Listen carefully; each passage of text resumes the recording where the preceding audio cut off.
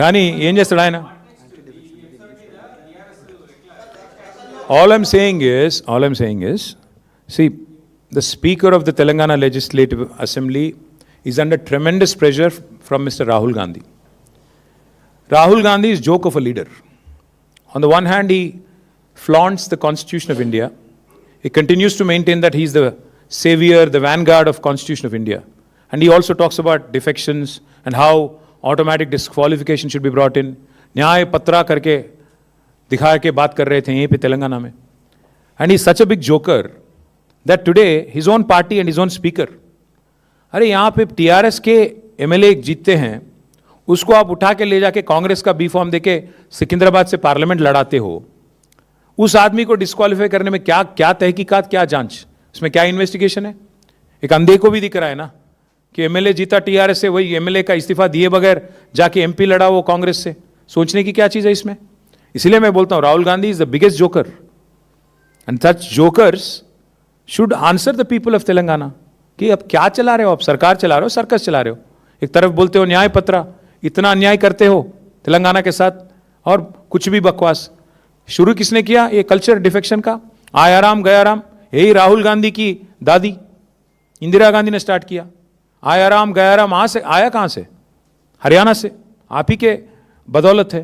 उसके बाद में अगर आप देखेंगे तेलंगाना में भी, आंध्र प्रदेश में 2004 में हमारे 26 एमएलए जीत के आए थे, उनमें से 10 को उठा ले गया कांग्रेस, याद होगा आपको. सो इसीलिए हम कह रहे हैं आज जो कांग्रेस पार्टी कर रही है, this is an assault on democracy, this is an assault on constitution of India, and the main perpetrator of this, the criminal mind behind this is Mr. Rahul Gandhi, who is the leader of opposition. He is the main culprit. Because without his consent, without his permission, I don't think the Speaker of Telangana Legislative Assembly has it in him to take such a heinous decision. That's all I would say on this. Thank you. ఎంత దరిద్రం అంటే speaker కార్యాలయం ఎట్లా పనిచేస్తుందంటే 10 మంది పిటిషన్లు reject చేశారు. కనీసం order ఇవ్వడానికి కూడా భయపడుతున్నారు. మేము ఆర్డర్ ఇస్తే మేము వెంటనే కోర్టుకు పోతాం వాళ్ళకి తెలుసు. ఆర్డర్ కాపీ ఇస్తలేరయ్యా, ఏ చెప్పంటావు? అంటే మాకు కాజ్ ఆఫ్ యాక్షన్ ఉండాలి కదా, ఆర్డర్ కాపీ రావాలి కదా. టీవీలో స్క్రోలింగ్ సరిపోదు, కోర్టుకు పోవాలంటే ఆర్డర్ కాపీ కావాలి, కాపీ ఇస్తలేరు. ఇదంతా భయపడుతున్నారు వాళ్ళు. నిజంగానే రేవంత్ రెడ్డి గారి ప్రభుత్వం, కాంగ్రెస్ ప్రభుత్వం అద్భుతాలు చేసి ఉంటే వారు చెప్పినట్టు 2.5 ఏళ్లలో ఎలక్షన్లు ఎదుర్కోవడానికి ఎందుకు భయం? ఉప ఎన్నికలు రండి, 10 మంది రాజీనామా చేసి రండి, వద్దంటాము మేము. Yes sir.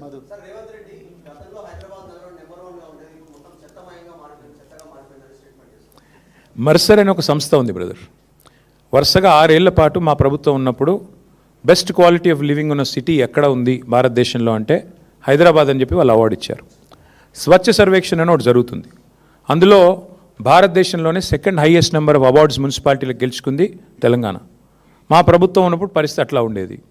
ఇవాళ ముఖ్యమంత్రి గారు స్వయంగా మున్సిపల్ మంత్రి, కానీ ఆయన పరిస్థితి ఎంత చండాలంగా ఉందంటే 5,000 ఆటోలు ఉన్నాయి కానీ వాళ్ళు తిరుగుతుండ్రో లేదో నాకు తెలియదు. అంటే పాపం ఇవాళ నేను చూసిన మా మున్సిపల్ కార్మికులు అందరూ ధర్నాలు చేస్తున్నారు. మీరు చూపెట్టరు టీవీలో, లేదు మీ బాధ మీది, కానీ మీరు చూపెట్టే ధైర్యం మీకు లేదు ప్రభుత్వానికి వ్యతిరేకంగా. కానీ సోషల్ మీడియాలో చూసిన నేను, వాళ్ళు ధర్నాలు చేస్తున్నారు. ఏమని? ముఖ్యమంత్రి క్షమాపణ చెప్పాలి, సిగ్గు తెచ్చుకోవాలి, బుద్ధి తక్కువ మాటలు మాట్లాడినందుకని మున్సిపల్ కార్మికులు మున్సిపల్ మంత్రి అయిన ముఖ్యమంత్రి రేవంత్ రెడ్డి మాట్లాడిన మాటలకు, మురికి మాటలకు వ్యతిరేకంగా మురికి కూపన్ లాంటి నీ నోరు కడుక్కోరా సన్నాసి అని చెప్పి వాళ్ళు ధర్నా చేస్తున్నారు. ఇంతకంటే ఏం సమాధానం చెప్పాలి నేను?